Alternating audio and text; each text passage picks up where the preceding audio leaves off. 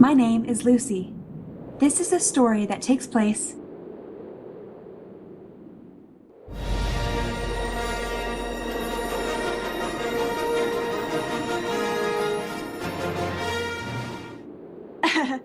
Gotcha! It's actually a story that takes place not too long ago in this very galaxy on this very planet. This story starts at the end. The year is 2000 and something. My dad said that keeping track of the years wasn't that important anymore. So, I never really figured out an exact date for the starting point of the story. When I say the story starts at the end, I mean at the end of the world. That's right, it's another post-apocalyptic zombie story. Apparently, there were a lot of them back before the end. So, enter the zombies.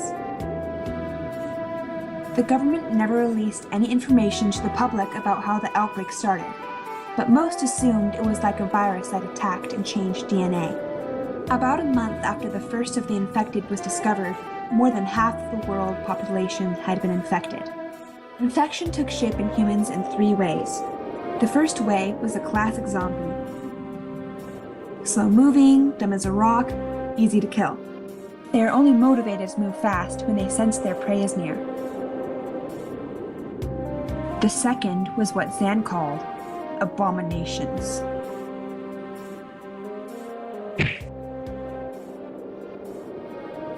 These things retained most of their intelligence, but had their bodies drastically mutated.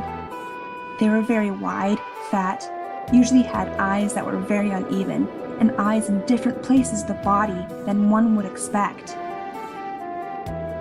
Also, they had missing or multiple limbs, and their body was mostly charcoal black with some gray patches here and there. Lastly, there is the third mutation. This mutation only affected the brain of the human. This was an extremely rare mutation in which all cases ended up killing the victims due to uncontrollable, fast-growing tumors which would appear in the brain. But there were two special cases that did not have these tumors grow in their brains. They are the focus of this story.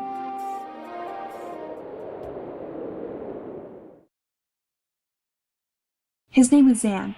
Before the outbreak, he was married with 3 kids. Zan didn't talk about his past that much, and since I was only 4 at the time of the outbreak, I didn't hear personally much of what happened to him. But what I did hear, I was too little to understand. Zan was a collector of many things. Luckily, functional swords was one of his collection items. Guns and bullets are hard to find in modern times, and the guns you do find are often broken or only partly functional. Only the military had guns that actually worked. As far as bodily protection goes, most people would either wear leather or metal plate armor because they were easy to make and there were plenty of scrap materials.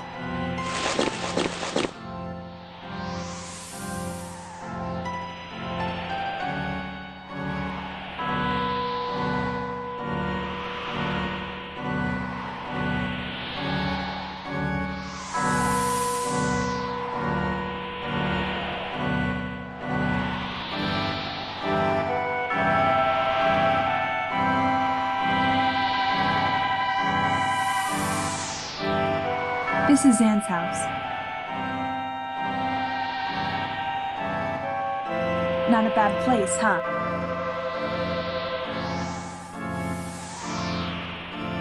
Zan was the first of his family to be infected.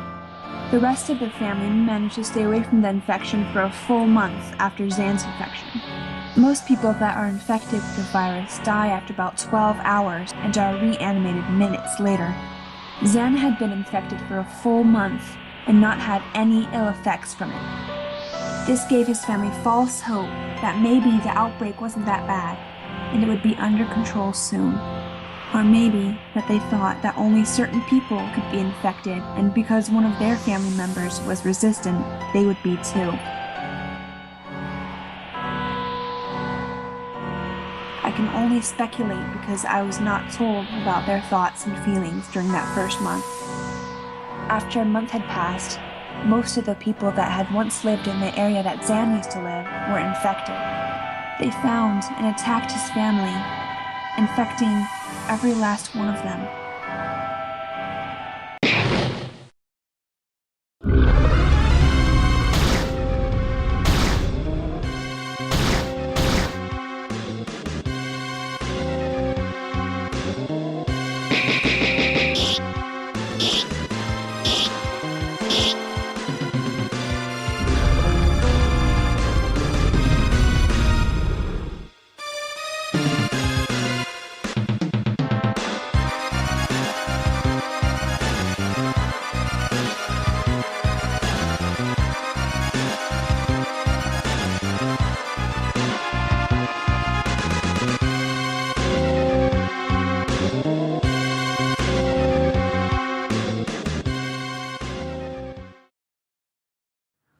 infected attacked Zan, he was able to prevent his family from being eaten by fending off most of the attackers and setting fire to his home.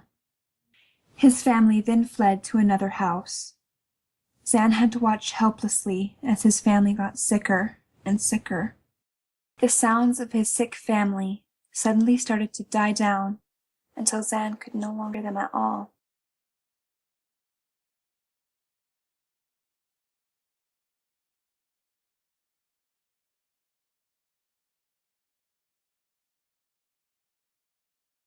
How are you doing, honey? Honey? Are you okay? No. Are you okay? Hey! Wake up! Not you too.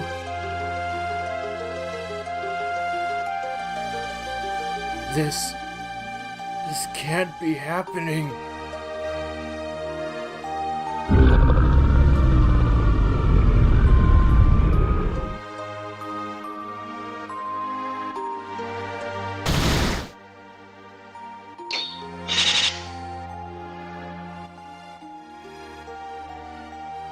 As expected, this fundamentally changed Zan.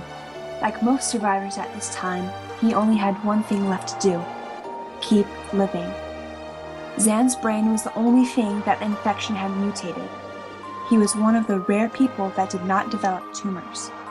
The only other people who had this mutation and lived were Aurora, him, and me. It had been a couple months since the death of Zan's family. During this time, he had discovered that he could do some strange things.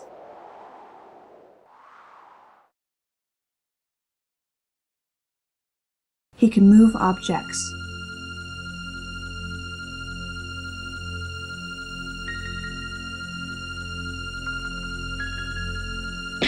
He could influence people's thoughts.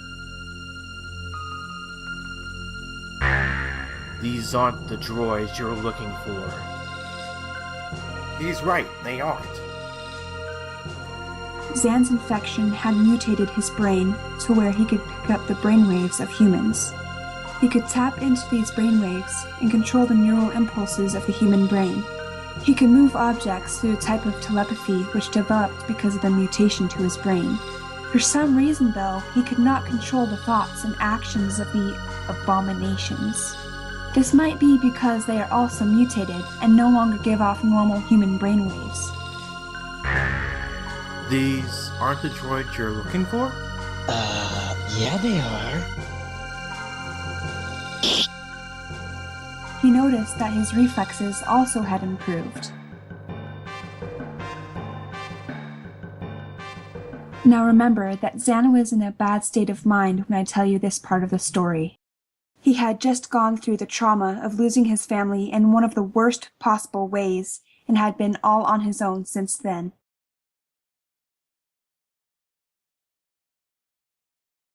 Survivors generally found safety in numbers. This made it easy for them to protect each other from the infected. But this also made them good prey for people who wanted a quick way of getting food and water. Zan came upon a group of survivors: 4 men, a woman, and a child.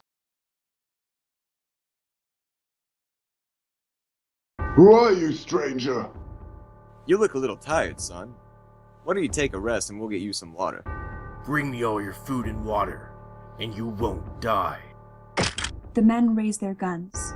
Is that how you treat a stranger that offers you their hospitality? I won't repeat myself. As it looks here, you are outnumbered, and all you have to defend yourself is that sword on your back, while we all have guns. How exactly do you plan on killing us, boy? Zan raises his hand and shifts it towards the old man. Shoot your buddy in the head. The men laugh. You really think my father is going to shoot me? You kidding, boy? The old man raises his gun shakily and aims it at his son. What are you doing? Dad? With a blank expression on his face, he pulls the trigger. What the hell did you do? What the hell did you do? Your food and water, now.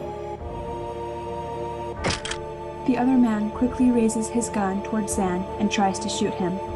His finger won't move. Zan sighs. Kill the rest of them.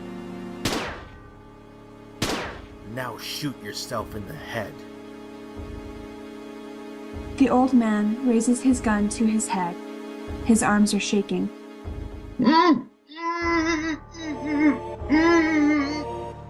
He pulls the trigger.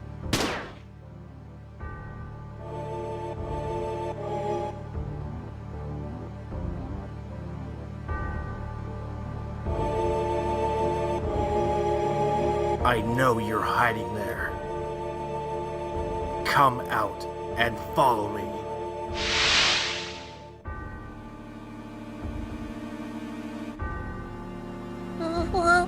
What are you going to do with me? You're worth a lot to the abominations. They like the flesh of the young. They say it tastes like veal. The girl starts to cry.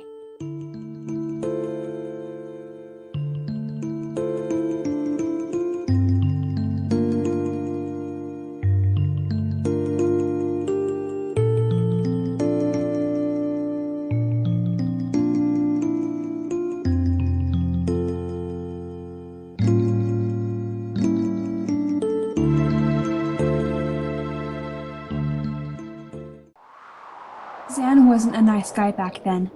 After losing his family, he also lost the value of human life. He lived in a world of death. A couple more deaths just seemed natural at the time. In this dying world, that was just how life was. Zan took the girl to a couple of traders. These trading outposts were run illegally, but the government turned a blind eye to them. This could be because the government didn't want to have to deal with the infected. The second type of mutation, aka the abominations, as Zan called them, ran these types of outposts. The thing about abominations was that they were notoriously cheap, which meant a lot of them died at the end of negotiations with Zan.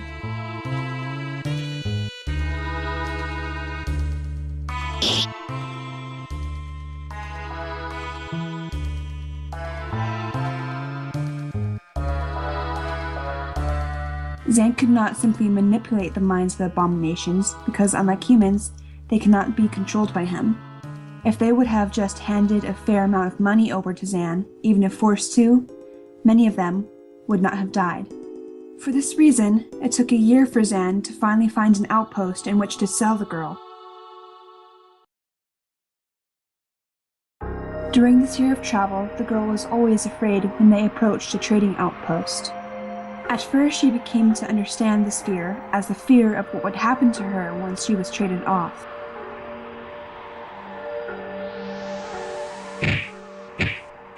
After a while, she stopped thinking about this and began to fear leaving Zan.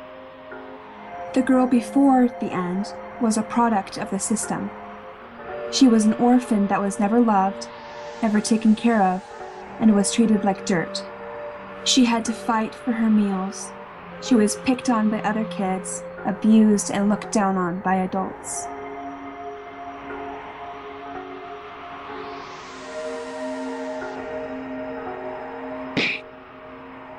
When she traveled with Zan, it was the first time someone gave her food which she didn't have to fight for. Zan didn't talk to her, but he never hit her, never verbally abused her, didn't look down on her. Zan was the first person who ever seemed to care about her, at least in the eyes of the girl at the time. But in actuality, Zan was only protecting his investment. But to the girl, this was the closest anyone had ever treated her like a human being.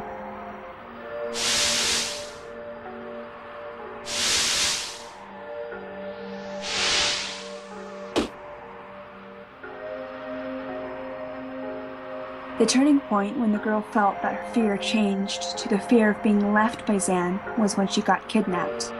Young girls are valuable, and many people want them to sell to traders like Zan was trying to do.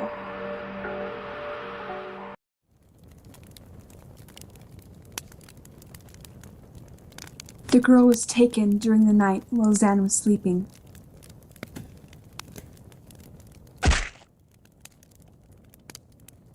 She was tied up and dragged to the kidnapper's hideout. The girl started to cry.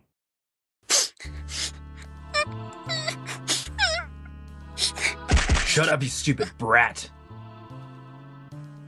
When I sell you to those damn mutated freaks, I'm gonna be rich. It's great to be me. Though, I wouldn't want to be you, runt. You know what they do to little girls? He continued to taunt and mock the girl. Then the girl started to cry again. I said shut up! That'll teach you. The girl closes her eyes and sinks into despair. After a while, it gets really quiet. Then she hears a noise. The girl opens her eyes. Behind Zan, she saw an outline of a body that was motionless.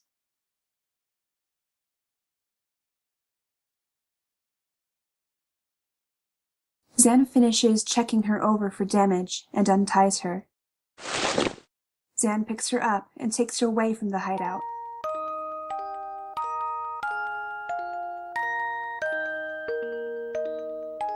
The girl now, for the first time in her life, felt as if she might be loved. She was saved by the man who had been taking care of her for the past half a year. She felt someone cared enough about her to come and save her if she ever got in trouble. She now feared the day that she would have to leave Zan. It had been a year. The girl had hoped that maybe Zan would never find an outpost that she would be traded to. Then they arrived at a large, well-funded outpost that also served as an auction for numerous things to be sold, such as tools, weapons, and humans. Zan struck a deal with the trader. Well, your price is high, but since she is such a cute girl, she'll probably sell well at auction. You have a deal. Take your cash. Hey you, go collect the merchandise. Hey, let go of me! If you hurt me, he's gonna punish you! The girl points at Zan. Hey, help! He's taking me away! Hey! Help me! Tears start to well up in the girl's eyes. Help me, please!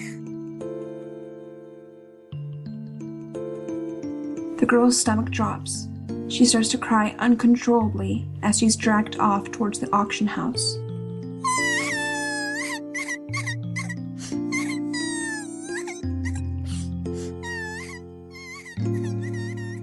This part of the story I remember very clearly.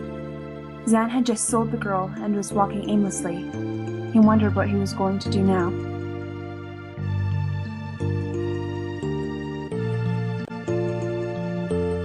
He bought some food and went to go sit down.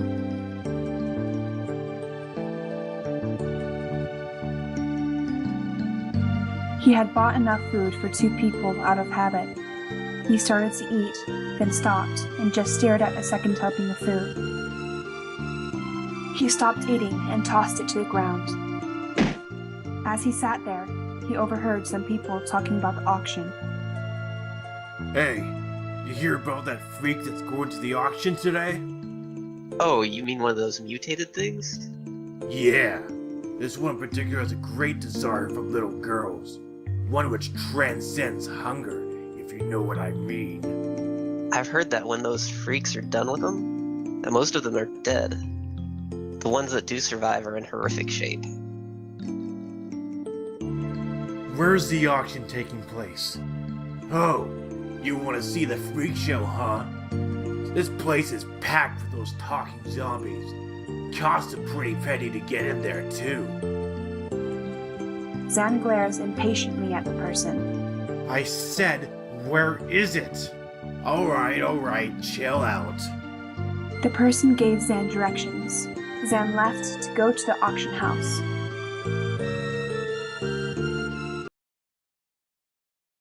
Zan used every last cent he had to gain entrance into the auction.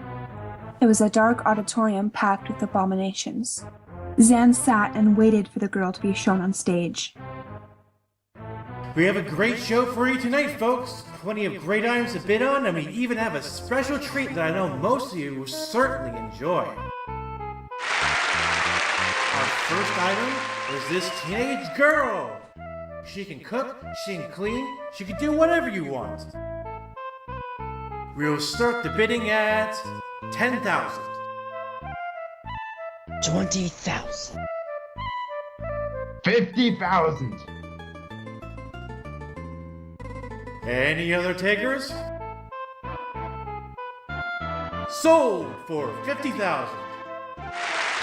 Our next item is this mystery chest. We'll start at 150,000. Any takers?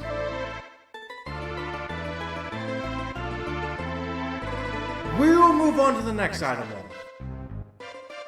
Next is a 1/1200 scale airship. Dad, I want that! We'll start the bidding at 2,000. 5,000. Dad!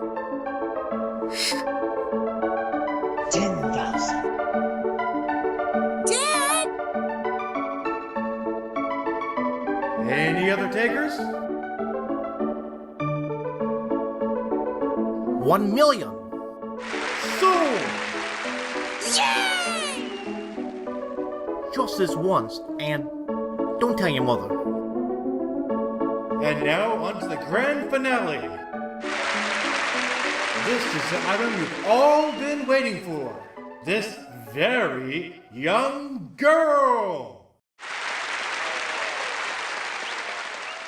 The girl was finally on stage. She was dressed in a skimpy outfit and in chains. The girl slumped to the ground with her eyes closed. We'll start the bidding at... Go back your seat. The sight of blood makes the abominations go crazy.